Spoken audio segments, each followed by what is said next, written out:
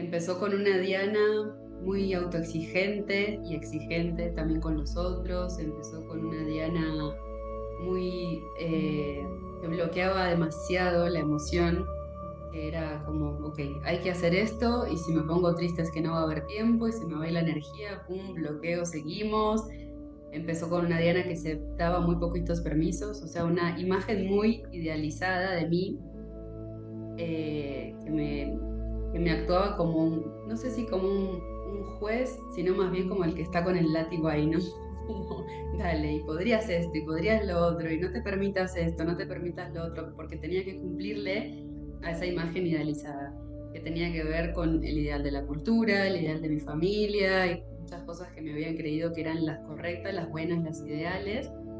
Y bueno, en la medida que fue pasando el tiempo, va quedando como la pregunta de para qué, ¿no? O sea, los resultados que tengo hoy, en lo ansiosa que me siento, en las dificultades que tengo en las relaciones, en lo poco que descanso, es como, pero ¿para qué? O sea, está bien, ya he cumplido un montón con el checklist de ser la mejor alumna, de ser súper buena amiga, de hacer lo que mis papás me decían, de tú, y hay algo ahí que no, que siente que con esto no se completaba algo, sino que más bien quedaba como con hambre de algo más espiritual, de una sensación de más tranquilidad, de más paz. Después de ya 3 ediciones que vamos con esta, del congreso más importante online de Enneagrama del año, ¿qué sensaciones se te quedan después de las 2 ediciones anteriores? ¿Qué dirías que has aprendido organizando 2 congresos tan grandes? Uf.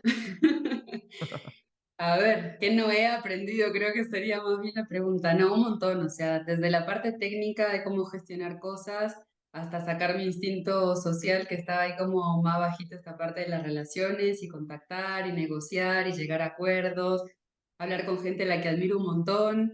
También siempre me sorprende cuando me dicen que sí, muchas veces lo digo, ¿no? Como, ¿cómo me gustaría escuchar a tal persona que nos pueda compartir de este tema? Pero ¿cuándo me va a decir que sí? Con esa agenda que tiene, con todas las cosas que hace. Y bueno, voy como pensando ahí en el propósito, mira, pero es que si sí lo logro, si sí me dice que sí, va a ser un mensaje precioso para un montón de personas. Entonces yo voy a intentar, tiro ahí la semilla y si la agarra, buenísimo. Y es que casi siempre sí. Así que ha sido hermosa la experiencia de conocerles más cercanamente, de poder compartir con los expertos, pero definitivamente la parte más bella es la que ocurre en el compartir con todas las personas comunes y corrientes de a pie que se acercan a esta sabiduría porque algo pasa en sus vidas, porque están en una decepción amorosa, en una ruptura, en que las expectativas que tenían no alcanzaron, en que viene una enfermedad, en que están haciendo un duelo, cuando la vida empieza a doler, cuando empieza a tallar, cuando nos empezamos a encontrar que nos cuesta adaptarnos a lo que la vida nos está proponiendo en cambios. Es muy bello lo que pasa, hacer ese trabajo en grupo, empezar a revisar dónde nos duele y cómo empezar a sanar estas cosas. Y el enagrama para esto tiene un mapa precioso. Así que eso es lo que más me ha gustado de las 3 versiones. O sea, esto es un evento grandísimo, que vienen miles de personas de todo el mundo de habla hispana, pero de verdad de todo el mundo. Y, y acá es como un abrebocas. Mira, esto es el enegrama, estas son las posibilidades, estos son los ámbitos en que se aplican, estas son las herramientas que complementan. Es un entrar a conocer por la puerta grande, digo yo, porque una cosa es conocer el enegrama con alguien que hizo un curso y a los 3 meses te está contando qué es el enegrama. Y otra cosa es escucharlo de la boca de personas que llevan 30 y 40 años haciendo estos recorridos en su proceso personal y acompañando a otros en grupo, porque te das cuenta, no necesariamente por lo que dicen, porque alguien que se aprenda bien la teoría te la puede contar muy bonito, aunque lo haya acabado de conocer, no va por ahí, sino porque hay algo en su presencia, en la manera que lo cuentan, en los ejemplos que pueden poner, en lo que transmiten, que te das cuenta que, bueno, que eso tiene un peso, ¿no? Que 30 40 años en un proceso muy comprometido de trabajo personal tiene algo, tiene otro saborcito, que es lindo estar ahí en esa presencia. Así que yo lo disfruto un montón. Ahí estoy como en ese amor admirativo mucho, por un lado con los ponentes que son geniales y por otro lado con la gente que se compromete, que se anima, que se permite mostrarse en su lado más vulnerable. En los grupos también es como aceptar, mira, estoy viendo estas partes de mí que no me gustan, pero ya las estoy reconociendo y lo comparto para sacarles ese miedo, para empezar a decir, ok, ¿qué hago con esto? ¿Cómo transformo? Y ha sido precioso. Ujú. Así que son muchas cosas, ¿no? Aprender a trabajar en equipo, empezar a delegar, porque ha ido creciendo tanto y se van generando tantas cosas a partir de esto, colaboraciones, cursos que derivan de aquí, algunas formaciones como la que hago contigo, que ya se van haciendo tantas cosas que necesariamente algunos procesos los voy necesitando delegar y ese es un aprendizaje súper difícil para mí, pero que lo estoy disfrutando también, no solamente como en el delegar cosas técnicas, sino también delegar cosas de mi vida, de mi crianza, por ejemplo, con la chiquita, de que está a lo mejor menos horas conmigo y saber que eso también le nutre, ¿no? Estar con otras personas, estar en otros espacios. Así que, uff, o sea, de la Diana de hoy a la de hace 3 años, es que hay mucho cambio. Qué bueno todo lo que cuentas. Y claro, estás hablando de que en este congreso tenemos de ponentes gente muy experta que sabe muchísimo de enneagrama y también mucha gente que llega por primera vez a tener contacto con el enneagrama, ¿no? Público potencial, digamos, al que nos dirigimos, es gente que justo sabe que existe la palabra enneagrama, llega al congreso y de repente, ¡pum!, le llega toda la información, ¿no? ¿Cuáles crees que son las preguntas que más se repiten o las inquietudes que tiene la gente que llega sin saber demasiado de enneagrama en un principio? Bueno, cuando no conocemos nada de enneagrama, uno es, ¿qué es enneagrama? Esa palabra tan rara, ese símbolo que no conocemos, ¿por qué se llama así? ¿Por qué a cada una de las personalidades se les nombra eneatipos? Esta es una de las preguntas frecuentes. Si podemos ser varios eneatipos a la vez, ¿no? Si podemos tener aspectos de más de uno de los eneatipos también. Si el eneatipo va cambiando y se va transformando. La otra pregunta, que es normal y es súper común, es cómo empiezo a llegar a la identificación con mi eneatipo. Y en el camino, cuando estamos un poquito avanzados, ya la pregunta empieza a ser, ¿no? ¿Cómo me identifico? Sino, ok, una vez que reconozco en dónde estoy identificado, ¿qué hago? ¿Cuál es el camino que sigue? ¿Cómo transformo esto? Así que te diré que esas son de las preguntas básicas que siempre llegan cuando estamos empezando el camino del enegrama. Además que está bueno esto que dices que hay invitados con mucha experiencia, pero que también tienen distintos recorridos. Entonces, no todos vienen de las mismas formaciones, no todos vienen de las mismas escuelas, no todos trabajan las mismas herramientas. Y esto se abre en un abanico muy grande, tanto para quienes apenas están llegando al mundo del enegrama, para que puedan ver con quiénes resuenan más, qué tipo de lenguaje les hace más sentido, pero también para las personas que ya saben algo, pero que venían de una sola escuela, es como empezar también a conocer toda la otra variedad que hay. En tu caso personal, te preguntaría, decías que hay un gran cambio en esta Diana en estos 3 años, pero si rebobinamos un poquito más y nos plantamos hace 5, 6, 10 años, cuando empezabas igual con el crecimiento personal, con tu trabajo sobre sí, ¿qué cambio más radical ves en la Diana de hace 10, 15 años con la Diana de hoy? Mm, Mira, yo hace 11 años que soy terapeuta y mi camino así de desarrollo personal, que empezó un poco antes incluso de empezar la carrera de psicología, empezó con una Diana muy autoexigente y exigente también con los otros, empezó con una Diana muy, que bloqueaba demasiado la emoción, que era como, ok, hay que hacer esto y si me pongo triste es que no va a haber tiempo y se me va a ir la energía, pum, bloqueo, seguimos. Empezó con una Diana que se daba muy poquitos permisos, o sea, una imagen muy idealizada de mí, eh, que me, que me actuaba como no sé si como un juez, sino más bien como el que está con el látigo ahí, ¿no? Ujú. Como, dale, y podrías esto, y podrías lo otro, y no te permitas esto, no te permitas lo otro, porque tenía que cumplirle a esa imagen idealizada, que tenía que ver con el ideal de la cultura, el ideal de mi familia, y muchas cosas que me habían creído que eran las correctas, las buenas, las ideales. Y bueno, en la medida que fue pasando el tiempo, va quedando como la pregunta de para qué, ¿no? O sea, los resultados que tengo hoy, en lo ansiosa que me siento, en las dificultades que tengo en las relaciones, en lo poco que descanso, es como, pero ¿para qué? O sea, está bien, ya he cumplido un montón con el checklist de ser la mejor alumna, de ser súper buena amiga, de hacer lo que mis papás me decían, de tu, y hay algo ahí que no, que siente que con esto no se completaba algo, sino que más bien quedaba como con hambre de algo más espiritual, de una sensación de más tranquilidad, de más paz en el mundo, no de que había que hacer tantas cosas ni demostrar tantas cosas para llegar a ningún lugar.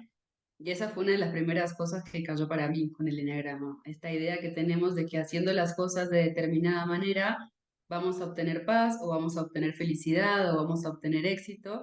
Y es una creencia nada más, es pura fantasía en la que nos montamos, porque después de recorrerla varios años y no estar llegando a ese lugar es como que empieza la sospecha. Tal Mm, vez, tal vez estaba montada en una fantasía que es un recorte, es un pedacito de todos los otros nutrientes que se necesitarían, ¿no? Eso es como, tal vez como una especie de dieta que nos hace hacer el ego, donde nos dices que solo si comes grasas te va a ir bien, pero es que el cuerpo necesita un poquito de grasas y de carbohidrato y de proteína y de no sé qué, pero nos casamos con una sola forma de comer, o nos casamos con una sola forma de solucionar problemas, o con una sola forma de defendernos de la vida o de procesar las pérdidas. Es como que nos robotizamos, nos rigidizamos y de esto nos habla el eneagrama, de qué formas te has robotizado, qué tipos de formas de pensar tienes más recurrentemente en la vida. Entonces, por ejemplo, ahora me doy más permisos.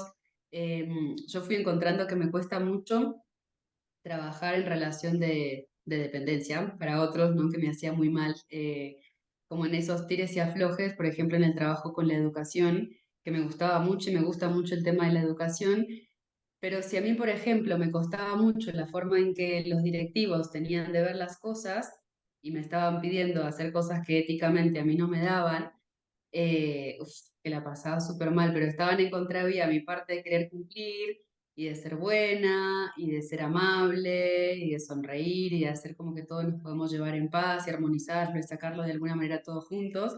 Estaba esa parte que me tenía ahí como con la esperanza y estaba la otra parte de, es que yo me estoy dando cuenta que esto no va, mm, que con esto no puedo, que en esto no creo, y bueno, entonces esa fue, por ejemplo, uno de mis aprendizajes, desobedecer o decir una cosa que no, porque tenía mucho esto de, mira, si te metes, cumples y tienes que estar hasta el final, ¿no? Es como tú te propusiste de objetivo que ibas a acompañar a esta escuela en tal cosa y hasta que no se cumpla no te puedes ir. Bueno, después me fui flexibilizando y es como, no se puede, ya no quiero, es un lugar donde ya no me siento bien. Mira, me salgo, pido disculpas, ya está, me quiero más, me llevo a un lugar donde me sienta mejor, hago cosas con las que me sienta más alineada en propósito. Entonces, por ahí me he escuchado más, he conectado más con mi intuición, estoy también no sé si más permisiva con la emoción, pero más en contacto. Me doy cuenta, por ejemplo, o sea, si estoy triste,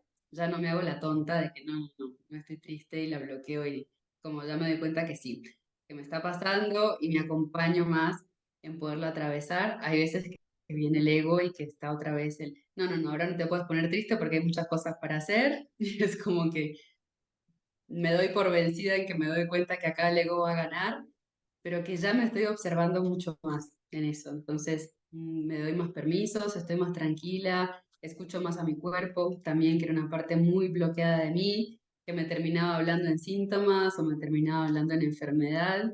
Entonces, en la medida en que empecé a escucharle y a saber que no está contra mí, es que nos necesitamos como equipo, emociones, cuerpo y mente, para ir mejor, bueno, también ha sido un proceso de integrar.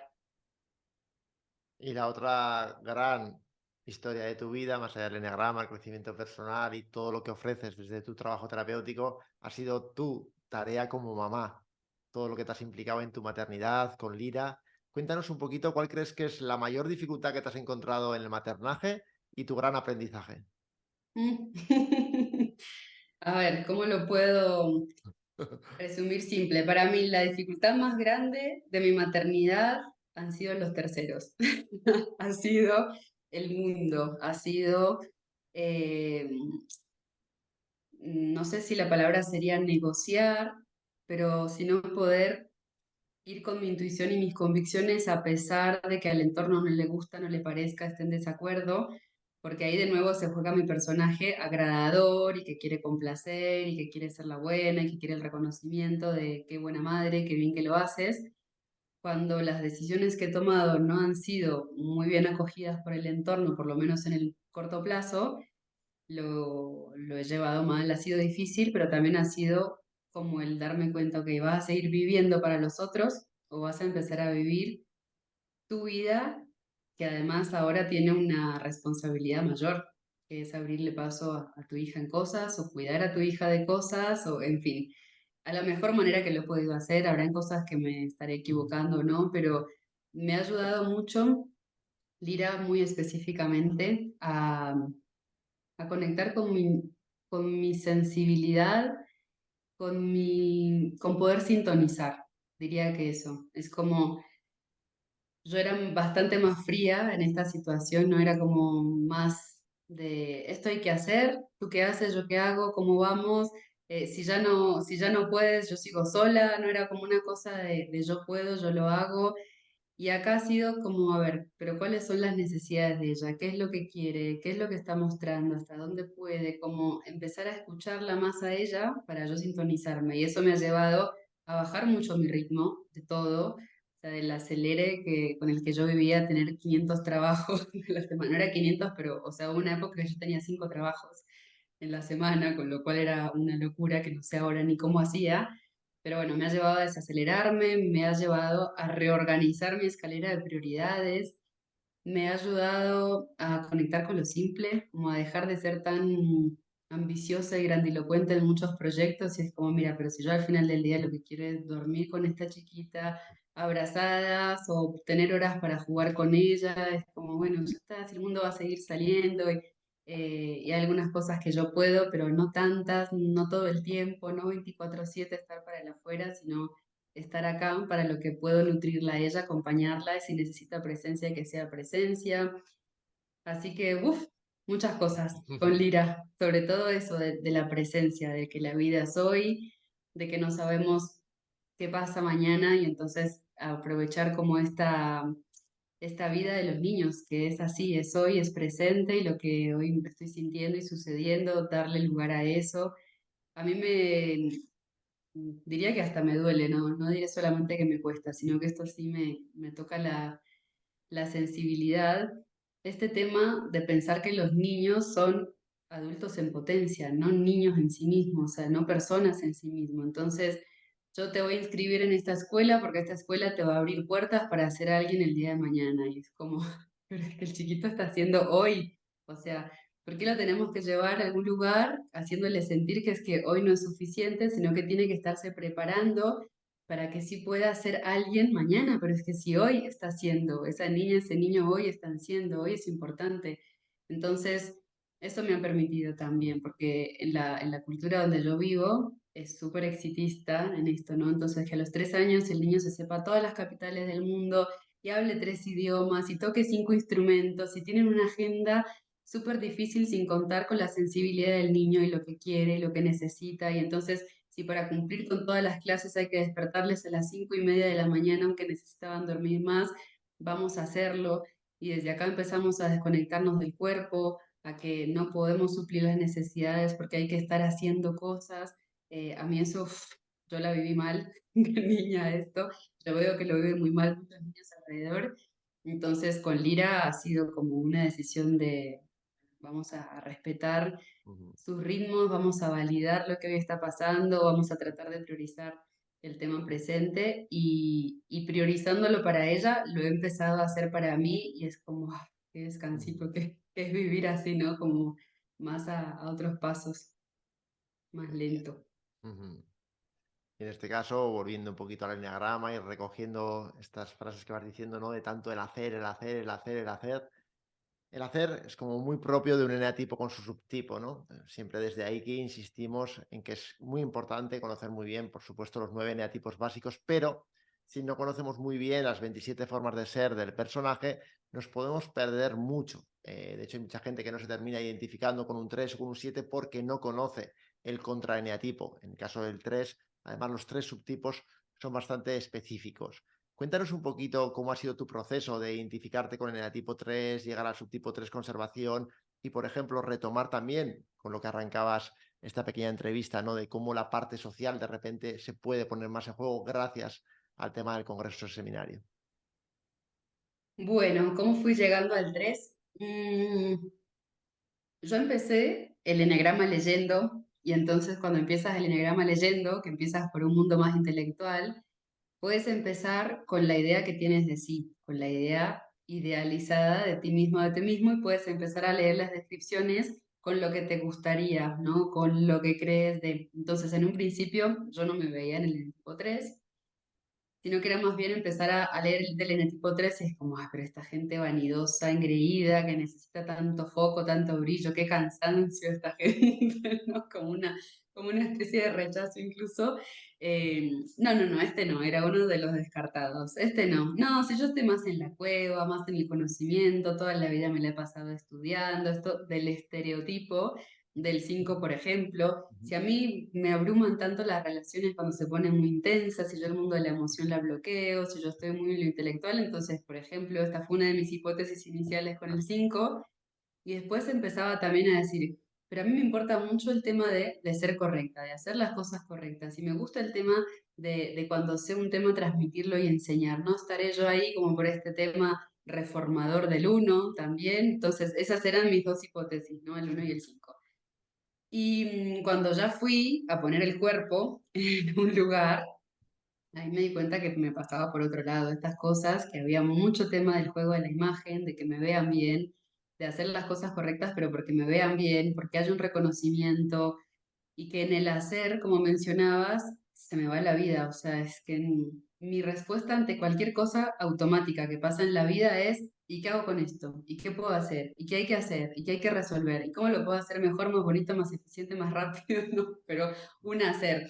Entonces ahí, claro, cuando empecé a entender que en el 3 existían subtipos y que hay uno de ellos que no muestra abiertamente la vanidad, porque no es tanto un tema de la apariencia física, que también puede estarlo, pero que no necesariamente es esto, como en el 3 social, que es mucho más importante, por ejemplo, la cara que doy, el estatus, cuántos diplomas tengo colgados en la pared.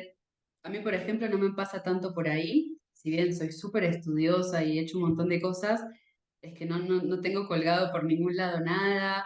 Y de hecho hay cosas que he empezado y que no he terminado en la última parte, donde, bueno, termina este trabajo para tener el título. Es como, ya está, tengo el conocimiento práctico, no necesito como el cartón que lo avale. O sea, pero es más como que cuando yo tenga este tema, yo sepa qué hacer con esto, porque hay una sensación de necesidad de sentirme capaz de hacerlo, de no fallar, por ejemplo, si es un trabajo en equipo, de que se me vea bien y de no fracasar en cuestión de la imagen, pero en el hacer las cosas bien, o sea, ese es el matiz. No es tanto que parezca, no es tanto que sean muchos aplausos o salir en la portada de revista o ir a la charla TED, o sea, no, no va tanto como por ahí, por una cosa más de brillo que le podría pasar más a un tres social o de tener muchos contactos y mucha influencia. Justamente esa es la parte que a mí me cuesta un montón, como la del contacto, de las relaciones en cantidad.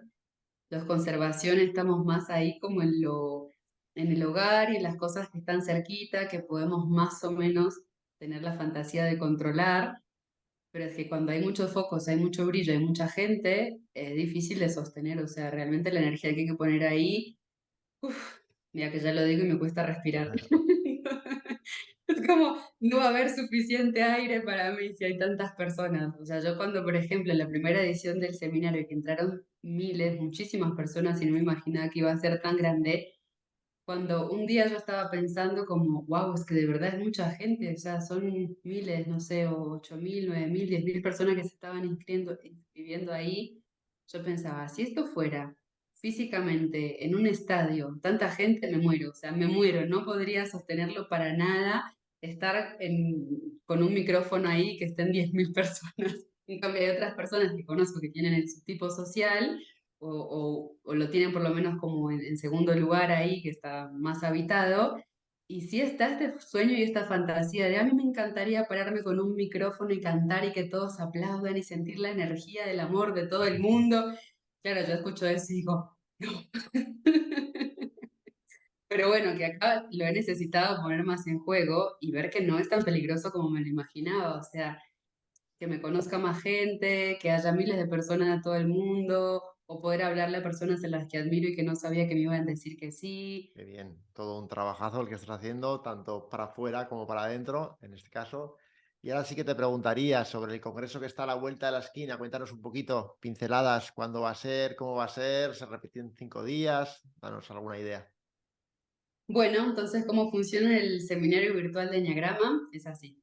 Nos inscribimos, confirmamos en el correo para que lleguen los mails, porque es el principal canal de comunicación. Esta vez además hay un grupo de WhatsApp, porque a veces el correo no lo revisamos bien, o el correo puede ser que se vaya a spam o promociones o así. Entonces, en el grupo de WhatsApp estamos enviando los enlaces, estamos avisando cuando estemos en vivo, estaremos avisando con tiempo mañana qué temas hay, en caso de que no tenga las 5 horas, por ejemplo, para ver las ponencias, sino que tenga solo dos, saber de antemano qué hay para a lo mejor organizarme y ver esas dos.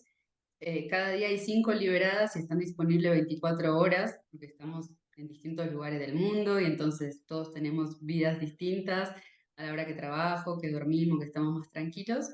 Así que eso, está la libertad de que yo en 24 horas puedo ver de esas 5 las que yo quiero, repetirlos, pero bueno, están ese día 5 y vamos a tener un espacio en vivo, las tertulias, al mediodía de Colombia, que serán las 19 horas de España, donde nos vamos a encontrar con 3 o 4 ponentes cada día sobre uno de los ejes centrales del seminario de Eneagrama. Entonces, por ejemplo, habrá un día donde hagamos más énfasis en el trabajo con el niño y la niña interior.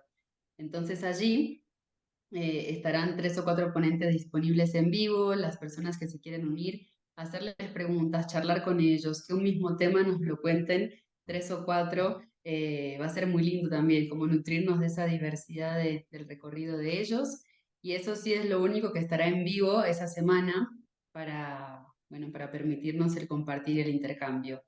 Y una vez que termina, la invitación es, si no quieres que se te quede solamente en un evento de 5 días, de escuchar información muy interesante, es ir a la parte premium, donde lo que hacemos son talleres, es ir a la práctica. Es esta diferencia que yo contaba entre me lo leo del libro y voy y pongo el cuerpo y veo dónde me toca lo que me toca, ¿no? Cuando hacemos trabajo en grupo, me doy cuenta cómo me molesta la que siempre habla en grupo, cómo me cuesta a mí hablar, por ejemplo. Ahí me dificulta mucho cuando hay una que habla mucho de su vida privada y yo eso nunca lo hago porque hay que cuidarlo demasiado, o al contrario, me molesta que siempre viene fulanita a los grupos y nunca habla, y es como que se está aprovechando de todo, pero no nos da de ella, ¿no? Todo lo que pasa en los grupos nos espeja, nos ayuda a vernos en realidad cómo nuestro personaje se nota en las relaciones, porque esto tiene para mí como la ventaja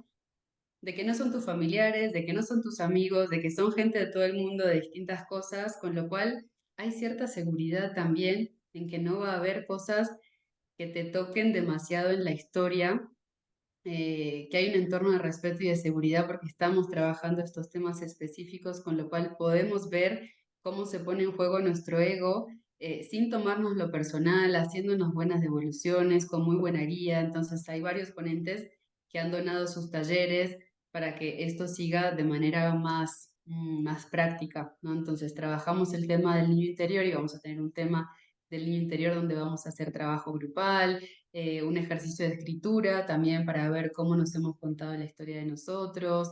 Vamos a tener trabajos con las polaridades, porque los eneatipos se manejan mucho desde ahí, ¿no? O sea, yo estoy identificada con la polaridad del orgullo, de, de cuando soy muy generosa y todo lo que doy, y cómo me llevo con mi polaridad que es más egoísta, por ejemplo. ¿Dónde está la egoísta en mí? ¿Qué hago ahí con eso? Cuando yo detecto una necesidad, ¿por qué la guardo en el sótano? Para empezar a habitarnos, bueno, en los grises que hay ahí, no tanto en un solo extremo. Entonces, de todos los temas que vamos a tener en el seminario, habrá algún taller donde podremos pasar a la parte práctica, a ver esto cómo me pasa a mí, si hablamos del tema de las fijaciones, que son estos patrones rígidos de pensamiento, empezar a identificarlos, cuáles son los míos y cómo empezar a transformar, a dar pasitos desde allí. Así que bueno, eso tiene el premium, que hacemos talleres, el contenido queda disponible grabado para ver cuando quieran, que vamos a tener descuentos en formaciones, bueno, esas cosas. Pues sí, muchísimas gracias, Diana, por tanta información que nos das del Congreso. En este caso, yo, si estás viendo este vídeo y es la primera vez que tienes noticias del Congreso, que sepas que te puedes inscribir gratis, pero es que es muy loco, en realidad, no pagar el premium, Porque simplemente, en nuestro caso, en Aiki, cuando estés viendo este vídeo en la formación, te quieres inscribir a nuestra formación, vale X. Con el descuento que tiene, ya has pagado de sobra el pase premium solo en nuestra formación. Y hay un montón de ofertas de gente súper potente. Y cuando estés viendo las ponencias, que son 5 o 6 cada día, de repente es que va a ser muy, muy difícil que alguno de los ponentes no te llame la atención y no quieras hacer algo más con él o con ella. Entonces, pues ya solo por eso dices, joder, me cojo el premium y luego hago su curso, su formación, su algo, ¿no? Entonces son todo ventajas. Entonces nosotros siempre, en este caso, incidimos mucho en que la opción premium, desde luego, si la coges desde ya, lo ves todo más tranquilo y funciona muy bien. Así que, Diana, felicidades por todo, por tu trabajo, por tu entrega y por este congreso que está a la vuelta de la esquina.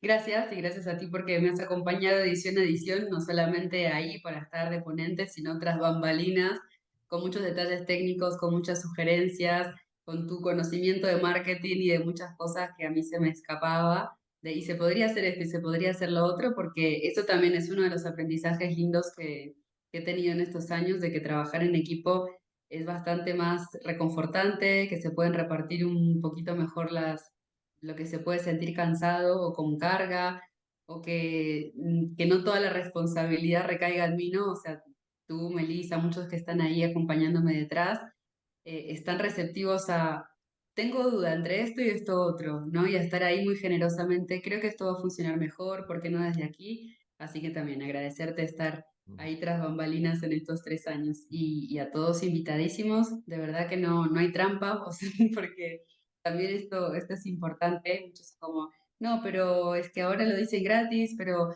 después hay que pagar, pero es que es imposible obligar a alguien a hacer un trabajo de desarrollo personal. O sea, esto es una parte gratuita donde te mostramos que esto es posible, que se puede, pero que necesitamos un compromiso de tiempo, de energía de hacerlo, y los costos son para sostener el proyecto, para seguir adelante, para volverlo a hacer, pero que no hay obligación. Puedes verlo solamente en la parte gratuita y si te quedas con un mensaje buenísimo, porque esto también tiene un propósito de expansión del mensaje y decirte hay esperanza, además de resignarnos a vivir igual de rígidos que estamos, hay esperanza a otra cosa, a pasarla mejor, a tener mejores relaciones, pero que qué bueno que puedas invertir tu tiempo, tu energía, tu dinero en esto, porque te va a dar mejores resultados. Así que bueno, esa es la parte premium, que es opcional. A nadie vamos a obligar a venir a los talleres ni a pagar nada, no vas a tener que poner la tarjeta de crédito en ningún lado a menos que lo quieras, a menos que quieras, por un precio de lo que un solo de los talleres costaría. O sea, de verdad, o sea, ahora son $79 en la etapa de pre-evento, ¿no? Antes del 9 de abril. Entonces, por $79, tú tienes 12 talleres en vivo, tienes 3 talleres grabados, tienes todo el material de las ponencias, tienes los audios descargables. Es que es súper difícil de verdad no verlo como ventaja. Pero bueno, que está igual la opción gratuita si te quieres quedar hasta ahí hasta los 5 días. Y si quieres acompañarnos en el grupo, se arma una comunidad preciosa, es un grupo muy lindo, un grupo muy respetuoso, súper amoroso y también con buen humor. O sea, eso también cuando empezamos a entrar en confianza y en complicidad, de decir, uff, pero ¿cómo puede ser que hasta ahora he vivido la vida así en este automático? Y lo empezamos a ver con humor, algo se relaja, algo descansa y se hace mucho más livianito el viaje, porque vamos a encontrar cosas feas también de nosotros mismos o cosas que no nos gustan tanto, que nos están estorbando. Y si lo hacemos con humor, vamos limpiando más fácil. Perfecto, Diana, pues muchísimas gracias por tanta explicación y por lo bien que gestionas y llevas todo. Un placer siempre estar cerquita tuya y aportar nuestro granito de arena. Y si estás viendo este vídeo y has llegado hasta aquí y dices, ¿y cómo me apunto en el congreso? Pues vete a la descripción, al primer comentario lo tienes, en la descripción también lo tienes. Si no, te vas al congreso de un mapa de autoconocimiento y autodescubrimiento. Fantástica iniciativa de Diana. Y si no estás suscrito a este canal de YouTube, ya estás tardando, dale a la campanita. Cualquier duda, comentario o sugerencia, como siempre, será bienvenida. Un abrazo. Gracias. Chao, chao.